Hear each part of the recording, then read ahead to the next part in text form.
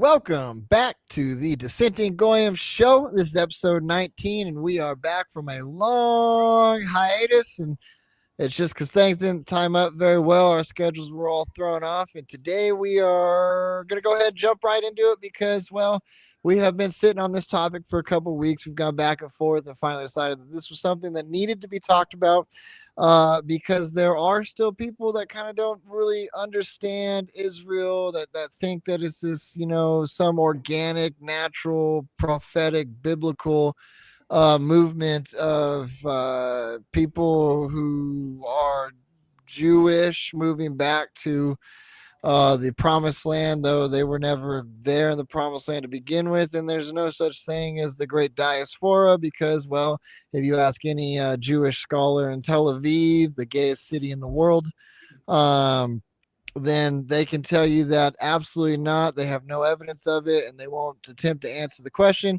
And that is because the diaspora wasn't real every time a conquering power came to conquer.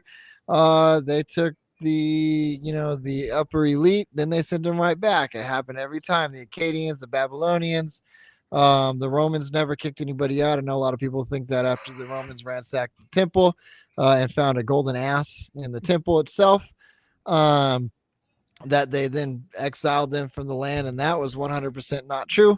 And so we are stuck with this Israel thing. It's more of an East India Company. We had to acknowledge that because it's the product of a merger that took place between the English and Dutch East India Company during the Revolutionary War, coming off of their Messianic age. Yes, that's what I said, the Messianic age that started in 1666. And so we have the Israeli East India Company, but we need to recognize that we have to talk about how we got to that point, how this nation state, if you want to call it, was founded. We got to talk about how it has nothing to do with the biblical prophecy, which is due in the first place. And if we can really say one thing as we lead into it, the book of Daniel is a word-for-word forgery from a Phoenician book, I believe, if I can remember that, and it's DNL. And so we have to understand that they have a lot of their eschatology and prophecy based off a book that was not even their own and was utilized by them, even though, again, it was this one. I'm not a fan of saying there's a lot of things that are forgery. I can say that the Genesis story is pieces of the Sumerian story, is pieces of the Akkadian story.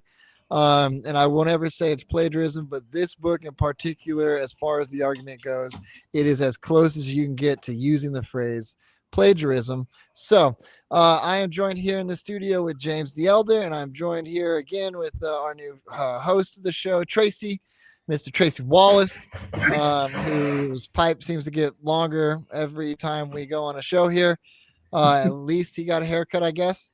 Yeah. And so we are going to talk about the founding of the nation state, not the tribe, not the house, not the Beit Ab, the nation state, which is, again, a product of the Rothschilds, and how we need to see them from here on out. Mm-hmm. And I know that, again, it's the evangelicals are going to cry, the Zionists are going to cry, the neoconservatives are going to cry, and then we got to be okay with that again. So, now, James, you sent me something this today, which I did watch, which was interesting because on top of the founding of Israel, which was by this group, these neoconservatives, these Jewish elites, the world Jewry, as they say, is that they then went around and again they managed to colonize the MAGA party, and so James, why don't you kick us off here and take us way back to where the idea of settling this area and how the merchant companies had this idea of becoming this prophetic power to utilize to control hegemony. Sure. Well, in the modern era, the story of Israel tends to start with Theodore Herzl in the early mid 1800s. So that was labor Zionism. The labor Zionists were Marxists of various sorts, and that continued on into the World Zionist Council. Now, the idea had been around quite a bit longer than that, back in the time of the Puritans and Sabatini Zevi. But this is the first time where it really had practical political momentum. So, along with labor Zionism, there was a minor movement, counter movement within it that was referred to as revisionist Zionism. So revisionist Zionism was a little bit different. It was less socialistic and more nationalistic, and it eventually led to they're both focusing on immigration to Palestine, but this revisionist Zionism eventually led to the Likud party through Menachem Begin and then Bibi Netanyahu. And the Likud party took over Israel, say about 3 decades ago, for the most part. And that's the form of Zionism that we're dealing with today. But it's been something that's tended to morph and can take different forms depending on how the political wind is blowing. I will stress, though, that the original World Zionist Council, the labor Zionists in Germany, they were pretty much all Marxists. Ben Gurion had said in his biography that his political idol was Lenin, and this was pretty normal. This really. Yeah. But that's the trend of these people. So if we go back to people like Theodore Herzl, and we look at Eliezer ben Yehuda. Eliezer ben Yehuda was a revolutionary in Eastern Europe, right? And he then went to Paris and studied in the midst of what we could say was the beginning, kind of that postmodern ideology, that Marxist ideology there. And he was very open about that, right? So when they started to settle the area was settled by Marxists in general. And I know the idea that, they're Jewish, they believe in this. And again, the only thing Jewish about these guys is that they were Talmudic Jews. But they were Marxists. They were the specimen that's there now. Eliezer ben Yehuda was hooked up with a handler who, through the Rothschilds, managed to go and move there and started to rewrite the Hebrew language, which, if we look now, again, is not even rooted in Semitic and a Semitic root. It is mostly rooted Yiddish in West. It German. was no, it's all Western. Yeah, it's close to very Yiddish. German. Yeah, It's very German. and so and again, he was very open about that. He was very open about how he hated the Orthodox Jews that were there. He hated the anybody there that wasn't of his ideology. He was very hateful towards, and wanted them to be removed from that area of the world so that he could bring in these parties. And again, he worked directly with Rothschild, and Rothschild has a direct tie to Marxism again because what? They funded it because Marx was a part of their family. Yeah, Karl Marx is a cousin. Yeah, it's also worth mentioning that a lot of these Zionist Jews were not just Talmudic Jews. A lot of them were secular Jews, which are just atheists who call themselves Jews. Because Karl Marx was really the founder of secular Judaism. Once he wrote the book on the Jewish question, he formulated the idea that Judaism should be only considered a race and that it should be united through socialism. But it was his friend Moses Hess who agreed with him on that, agreed with him on communism, but another uniting factor should be nationalism. And unfortunately for him, it didn't get traction until Theodore Herzl picked off a Hess and really got the nationalist movement momentum. And Herzl was a proud atheist. He flat out denounced religion altogether. And he purely said he wanted Zionism to escape the quote unquote anti-Semitism of Europe. Yeah. He was also a quote unquote Epstein type character too, and participated in all the weird stuff that was passed down by Jacob Frank and Sabotage Zevi, the transgender, the cross-dresser. So yeah, we see this history here, and a lot of people think it ties, and we have to understand that Judaism in general is separate from Christianity. It should be seen as separate. It's not. There's no connection there. Then I know the eschatology they try really, really, really, really hard to connect, but it's not. Well, that's because they deny church history. Yeah, they did along with everything else. There's a giant gap between the Book of Revelation and maybe to 1517 at the earliest.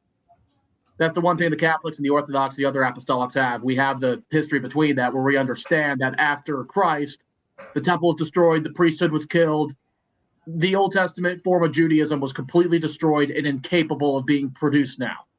You need a priesthood, you need the temple, and Jews can't even have the priesthood because the tribes are scattered. They can't reestablish it. Without the priest, there's no Jews. And from what I understand, according to Christ is King, is that the Levitic tribes anyway were either destroyed or again scattered, right? They were scattered by 136 once the Romans expelled them from the city of Jerusalem after the Bar Kokhba rebellion. Oh.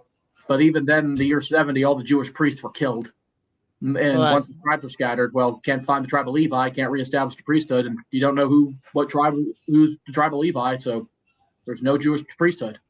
Okay, James, you had a thought there. Let me stress, though, there was no forced migration. There was no captivity. After the Jewish wars, the loss of life in the Jewish wars was immense. Mm-hmm. Yeah, the Romans said, I assume these are exaggerated, but it's quite possibly not, that they were, after the Bar Kokhba rebellion, there was so much blood that the Roman soldiers' horses were literally nostril deep in it, and the blood was so much that the bodies of the Jews were washed out from Jerusalem into the Mediterranean Sea. Probably exaggerated, but all estimates on loss of life there were phenomenal for the time period. Oh, yeah. I mean, even if there had to be some basis for the exaggeration in the first place. Yeah. Yeah. And I think that's to put a cap on it, like this was like, we finished. And again, what they found in that temple was astonishing too. According to all rumor here is that they did find the head of a golden ass there, which would represent Seth, the Egyptian god, rather than anything else. But it does share a commonality with Yahweh. So that is what they said they rumored to have found.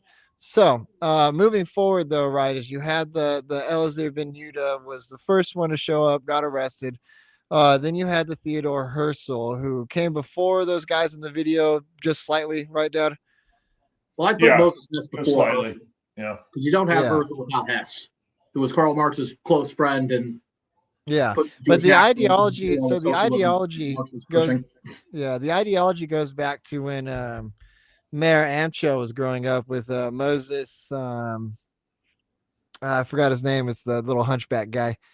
I can't remember off the top of my head, but they were producing this idea of that kind of usurping that prophecy and utilizing Judaism for control and power. It was a movement going on at that time, which is something that, as Rothschild being a Talmudic rabbi and trained in that and money, it was something that the author of the book tried to argue he didn't, but it was clearly part of his plan because of the way that Adam Wasep and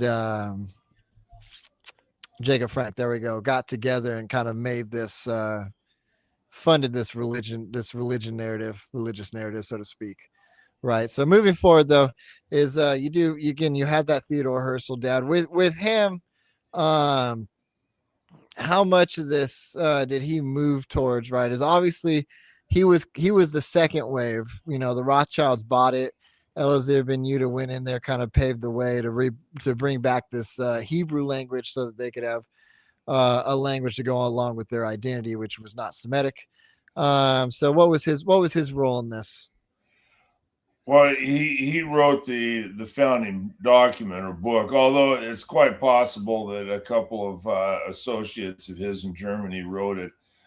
He died young. He died in England. He was the head of the World Zionist Council, considered the founder of it. Now, there's some suspicion about his death. So Herzl did not necessarily favor a return to Palestine or Judea. They were talking about creating a Jewish homeland in Africa, and there were a couple other places, and he was pretty accepting of that. Yeah, Argentina was one of them. What's that? Herzl also suggested Argentina. Okay, there were a couple, and there was also a place in Eastern Europe, but Uganda was the one that was talked about the most. And if we go way back, we recognize that America was also Israel in 1776 when the whole Well, also more recently, when you get into the late 1800s and early 1900s, America really became the new Jerusalem with the massive Jewish immigration. And I would say, maybe arguably, but New York's probably the Jewish capital right now. Yeah. In terms of population. But we had to recognize it always has been, right? One thing. That's one thing from American history is that if we look again at where the quote unquote taxes, right? Oh, we threw T in because of taxes. Those taxes were aimed entirely in George III's his words is he thought he was fighting a war against vice. That's what he said. He said he was fighting a war against vice. Those taxes were pointed at that Jewish merchant community because of the simple fact that they was well known that they could fund the entire kingdom 3 or 4 times over. Well, even then, those taxes actually made the British tea in the colonies actually more affordable than the foreign tea that the Boston merchants were pushing. They threw the tea in the harbor because they were losing money off because of the taxes. But it wasn't the Boston merchants, though. It was by no way, shape, or form the Boston merchants. It was, in fact, if you ask anybody at that time from Boston, they would say it wasn't us, right? And that was the whole Sons of Liberty funded by the Dutch. But anyway, if I can go back to Herzl for a minute. Yeah, I'm sorry. The second point I was going to make on that. There. After Herzl died, for whatever reason, the leadership of Zionism in England was taken over by Weizmann. And Weizmann was an Ashkenazi Jew, not a Sephardic Jew. He was notable in the World War I war effort in that he invented a way to make acetone, which is used for in igniting bombs or artillery. So that he wasn't really a highly public person, but that made him pretty significant. And he had the hard task of selling Zionism, because Zionism was actually more accepted both in England and in the United States amongst evangelical dispensationalists than it was Jews. The original Gallup polling for Zionism amongst Jews was down in the 1 or 2% range, but there were some key people that caused that to increase dramatically. He was one, and then in America, Ottermeyer and Brandeis. Now let me ask you real quick before we move on. Is that the Russian Arthur Sheriff-Spurdovich? He said of all of our movements, he said that the Americans, whether it be like the women's movement or so on, were not just behind; they were intellectually, gullible. Right? Was the reason why it spread so easily was because of that? Is that they were behind and they were again intellectually gullible. Yeah, they were intellectually gullible, and I believe the importance of dispensationalism in the evangelical church in terms of the promotion of Zionism, and even going way back before that to the Puritan era where they had the progressive millennialism. The Christian aspect of this is extremely important. Okay. Yeah. Well, okay. So how so? Well, because it created a mass of people that were actively promoting Zionism to Jews. That sounds strange. You'd think it would be the other way around, but it wasn't. So if you're trying to sell a movement and you have this large religious community that's already there doing your work for you, could it get any better than that? Charles Taze Russell was, a cult founder in the church of that time period, and he was thought of very highly and promoted by the early Jewish Zionists. These people were important. Zionism had to be sold. Now, okay, so did controlling keep that thought though. Did controlling hegemony at that moment, which we were kind of a vessel of those who controlled, hegemony. Does that cross-cultural transfer, right, that comes with controlling hegemony, that is the reason why the intellectually gullible Americans were able to say push that so heavily onto the Jews? True. And a lot of the Jews in England originally didn't even support the Balfour Declaration. One prominent individual in the British government, I'm forgetting his, I'd have to look his name back up, but he said very straightforward that Judaism is a religion, not an ethnicity, which is exactly the opposite of what Marx said. Mm-hmm. And therefore, the whole idea of Zionism is, deeply flawed. But again, eventually it did win the day. Yeah, but you got to look with Marx. I think we need to recognize that with him is that was passing a family belief onto people, that he was again, he was the guy who had never held a real job in his life, and he was funded by very rich, wealthy family members, the Rothschilds. And so a lot of his stuff was to pass on that kind of what would become the foundational cornerstones to the nation state of Israel and the quote unquote Jews or Talmudic Jews there, and what they believe and what they founded it on. So I think that's the one thing with Marx. When we see the religion rather than ethnicity, or ethnicity rather than religion, I think that's kind of where the difference appears. So it's a culture. And you have to go back, I think, to the Pale of Settlement, where you had the Kahal system and it broke down. And from that, you had a particular thread of communism, Bolshevism develop. And you also had Hasidic Judaism develop, which was more of a, relative to Rambam, we'll say it's more of a mystical form of Judaism, very Kabbalistic. Mm-hmm. And that's survived today. That's very prominent in Jewish communities. Yeah, Masonic. Yeah. Mm-hmm. And also the Jewish idea of a Messiah needs to be understood too. You have the Ben David and Ben Yosef idea. And Ben Yosef is sometimes seen not as a individual, but as a composite soul, a Jewish soul. So this stuff can take all kinds of strange paths. Yeah, that's the big thing too, is that when you look at kind of that idea of the Messiah, you always have to ask, especially when a Christian says it, you got to ask, it's like, well, which Messiah is going to return, if this all played out the way you think it does. And it's like, them being gullible and honestly intellectually dumb is that their ideas, they think Christ is the one that they're talking about. But clearly, if you look at the ideology and again, the beauty about ideologies is that you can track them over, 2, 3, 4, 5, 600 years, if that, even more, right? We can track. Sure. We can track the Genesis story is almost 100,000 years out with like the Lion Man and the Earth Mother and the Earth Diver motifs, right? We can track that. And so we have a very good idea of how these things evolved into, what they became.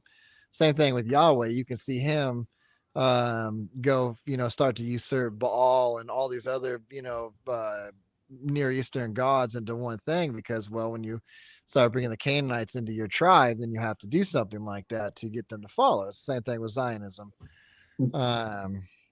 So anyway, I don't know where I was going with that. It's just, I had a thought there and then lost it. So anyway, keep going. Well, that's about it. The point of it being that that Pale of Settlement produced a form of communism and Hasidic Judaism, and they're just always always evolving. Of course, the Bolshevik form of communism that came to this country and then eventually took over Russia was not simply Enlightenment thought. That was specifically caustic. Yeah. I think that's the interesting point is that, when we see that stuff kind of ebb over here to America, and it's especially evangelicals and like neoconservatives, like all they want to say is Marxism. It's like, they say, oh, I hate Marxism. And then they go, I love Israel, right? It's like, well, all of those people from there, all the great thinkers that established Marxism in that, even it's like they were all of that mindset of that, I'm Jewish, I'm the best, and I'm going to force feed you this ideology, right? It was kind of like, it's like this all ebbed from this one area of the world. Yeah. Yeah. It did. That's where it all came from. Yeah. And especially like you look at the books. I know this is always a topic when they always talk about book burnings. If you look at the books that were actually burnt, right, you recognize that they're all basically Jewish Israeli books. And the reason why is because they all talk about transgenderism. The whole Weimar Republic was a disaster. And a lot of those flat out pornography. Yeah, and so when you look at people that burn those books, it's like, well, I always ask the question, like, what books were they burning, right? And clearly it's those books that I mean, I think anybody would argue if they have any kind of moral heart is that they should have been, right? Same thing. It's mostly pornographic and Marxist literature. That kind of stuff does need to be burned. Yeah, same thing with the Talmud, right? When the King Louis the Ninth, Saint King Louis the Ninth. Burn it twice. When he burnt the Talmud, it's like that was rightful. It was destructive to his empire. Yeah. So, yeah, but moving forward though, so if you look at that ideology and you look at kind of where it's founded, and you look at like Netanyahu, right? When where is he rolling with this? Is he trying to well, he's obviously is rolling with it, right? Where's his mind at with that? Well, you can't assume with individual people exactly how driven they are by political philosophy or religion. I think, you follow the money. Netanyahu was bankrolled primarily by the Adelsons, who created publications within Israel that came to be known as Bibi's magazines or something to that effect. Yeah. So Israel was overwhelmingly, say, left center, progressive, as the Jewish voter base has always been, up until this time period. So the Adelsons were the casino family, bought into all kinds of publication ventures, and they really changed Israel and really put the Likud party into a dominant position. And these are the same people that essentially hijacked the right by becoming Trump's main sponsor. And there are a few others in there, but the Adelsons are the ones that are extremely important. They created and sustained Netanyahu, and they also possessed Trump and took over MAGA. Yeah, the ones who bought out Massey's seat. What's that? Yeah, the Adelsons were also the ones who bought Thomas Massey's seat. Yeah. Oh, they did. Yeah, sure. Because that was a fair election. That was bought and paid for by the Adelson, John Paulson, Paul Shore, and other Jewish and Zionist billionaires. Yeah. So that's what I found interesting. This is why it kind of makes like what's happening now very peculiar. Is that the rise of Trump and the rise of Netanyahu is like, almost the same. They are very similar. So and happened at that time. Yeah. And Netanyahu spent most of his life in the United States. Yeah. Has very deep ties here. And the Adelsons, I believe, I think she might have been born in Israel. I don't believe he was, but they're also not Israeli. Well, Netanyahu went to high school in Pennsylvania. Yeah. I mean, that's documented evidence. There's documented evidence to prove that. It's not. He spent the bulk of his life up until his political career, where he became, I think, the youngest prime minister in Israel. here. Mm-hmm. And he completely changed the nature of Israeli politics. Again, it was a left center, more socialist leaning sort of dominant party structure there, the Labor Party, and they were completely displaced by the Likud Party. Mm-hmm. Yeah, and I think but what will appear after Netanyahu is more important because it'll kind of go just be your typical, kind of Near Eastern country over there after America went there and messed it all up. Mm-hmm. I think they've created a very ignorant electorate over there, just like they have here.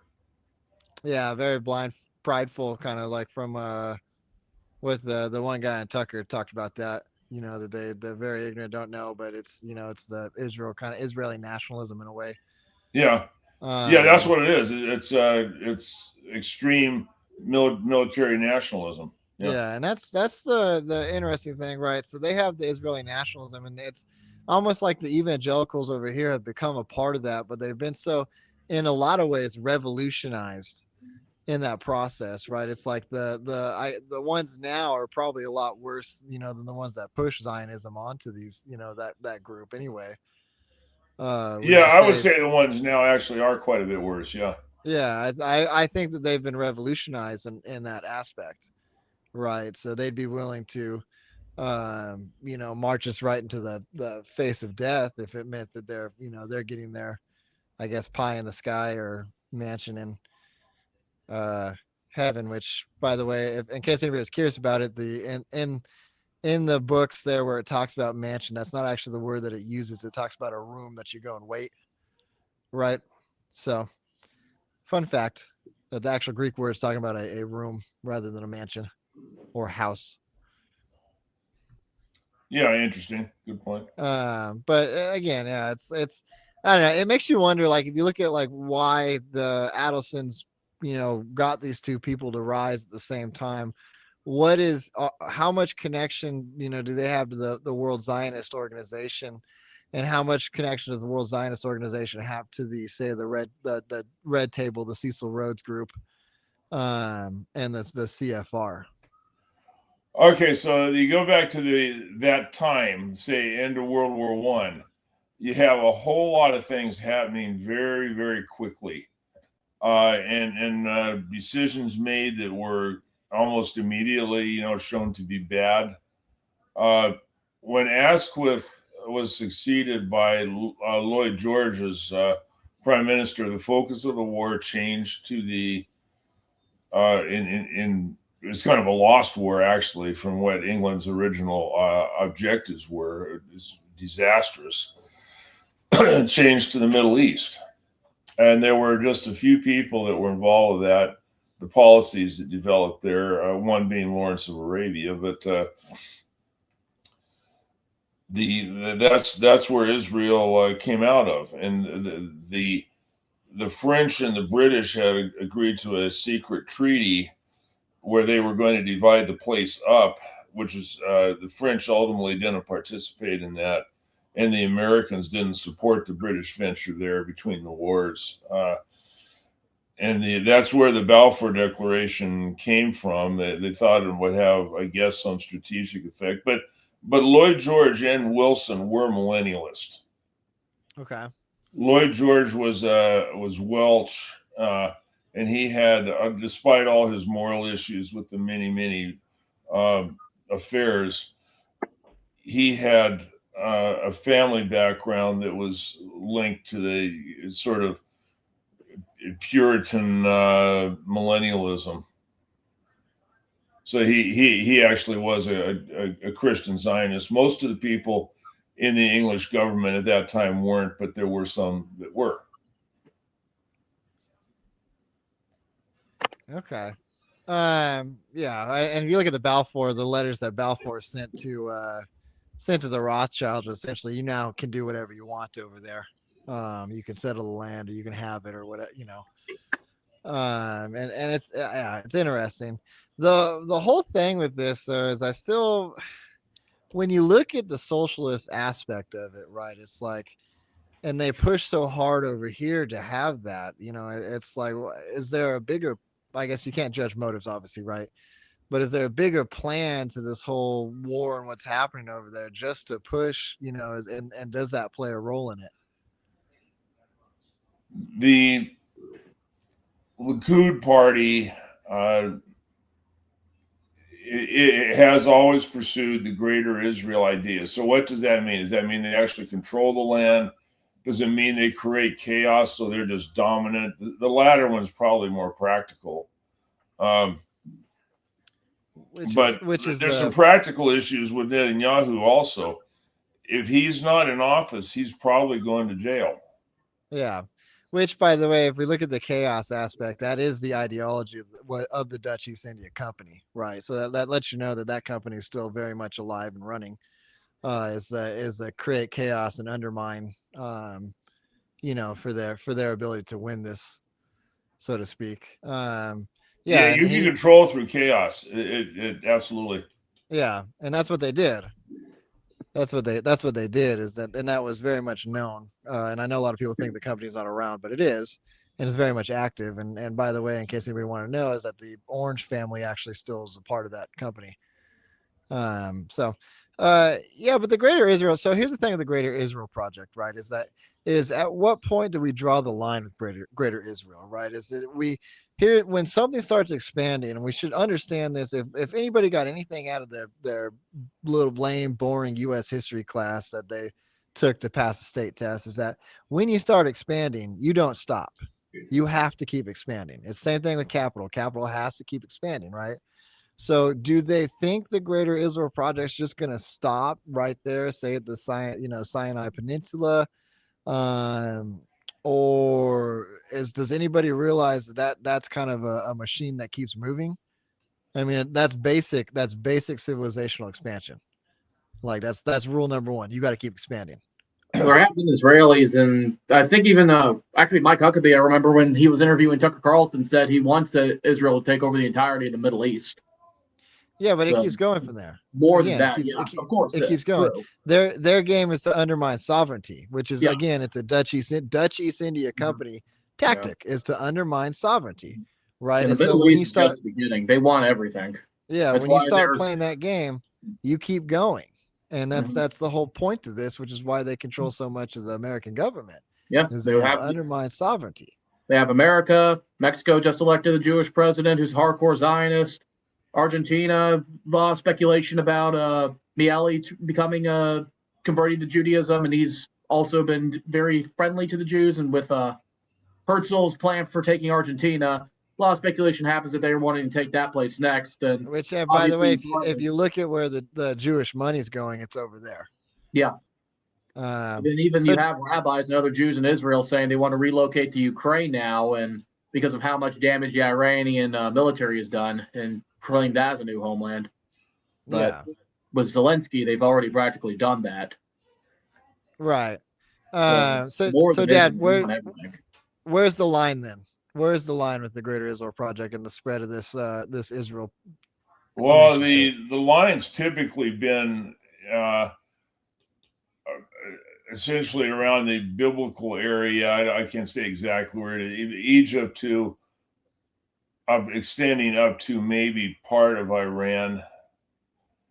That's been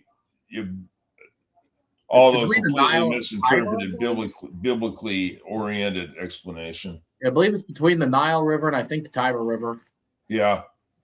I can't remember the northern river's name. But... So here's my predictions then with this. If we track this religious aspect of it, is that they expand so much, they agitate these Magog, which they're trying to say is Russia, which is stupid. It's actually them. Which everyone out there, if you're listening, Magog is the Khazarian Jews, absolutely 100% is. So then my prediction, I guess, is that they create these false flags to start, enacting the idea of biblical prophecy, right? Does the false flag come with the destroying of the Wailing Wall? does agitating the countries around there. So you get the countries from the north, the countries from the east, and the countries from the south all descend upon it. It's like if you agitate them enough, it's like obviously it's going to happen. You don't need to descend upon them. You just need to blow up a couple more refineries and desalinization plants. That does it. Along with the gayest city in the world, right? Mm-hmm. Yeah. Which it is, by the way. I don't know if you guys knew that Tel Aviv. Yeah, it is. It is. Voted the gayest. Oh yeah, Tel Aviv is one of the, if not the only place in the Middle East that has pride parades.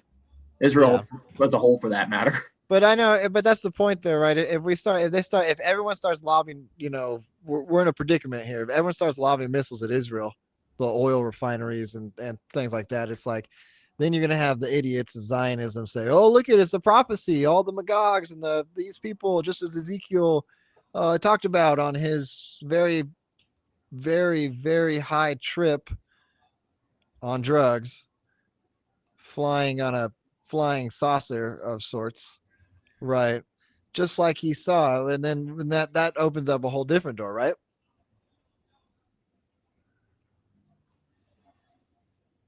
No? I won't take that one. I'll let you guys do it. I'll let you handle that because you seem to know a little bit more than I do.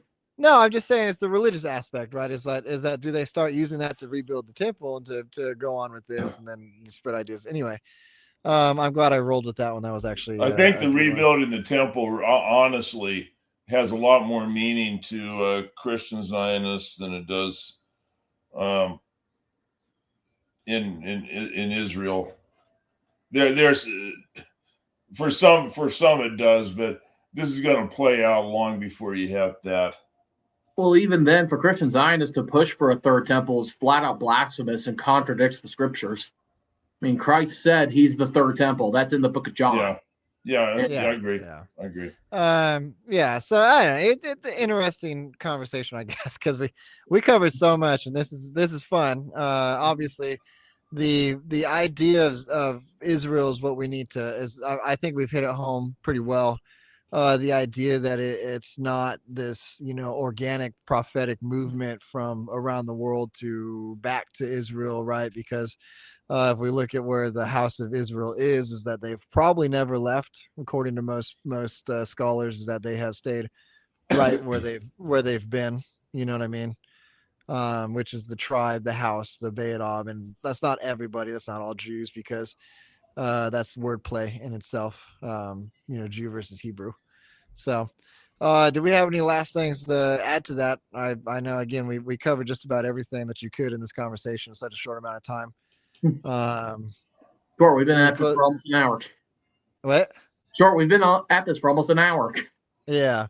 Any this is you could talk about this. I don't like the long podcast, but if you really go through like a documentary approach, that you could easily spend 3 hours on this. Easily. Yeah. So that's why I'm saying I think we've covered everything we've needed to in a short amount of time, right? It might be a little confusing at some points, but it's good.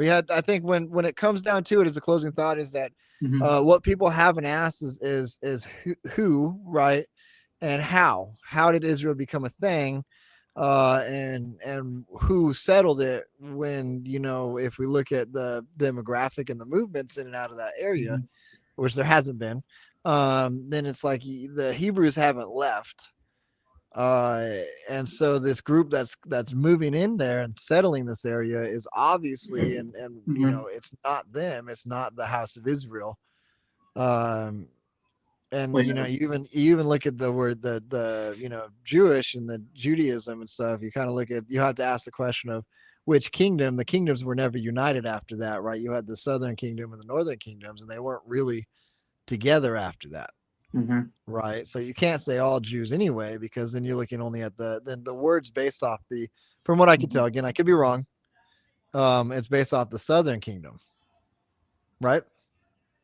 Sounds about right. It's been a while since I've looked again. I could be wrong. I'll look that up more. And so, but again, I think that's the question. We've covered it. So anyway, we appreciate you guys tuning in again. And we apologize for the long hiatus. We will start to be regular again. moving each week from today. You know, we'll appear on Mondays. We'll have our show released there. Anyway, thank you. We appreciate y'all. You'll find us on Facebook and YouTube and Rumble. See you later.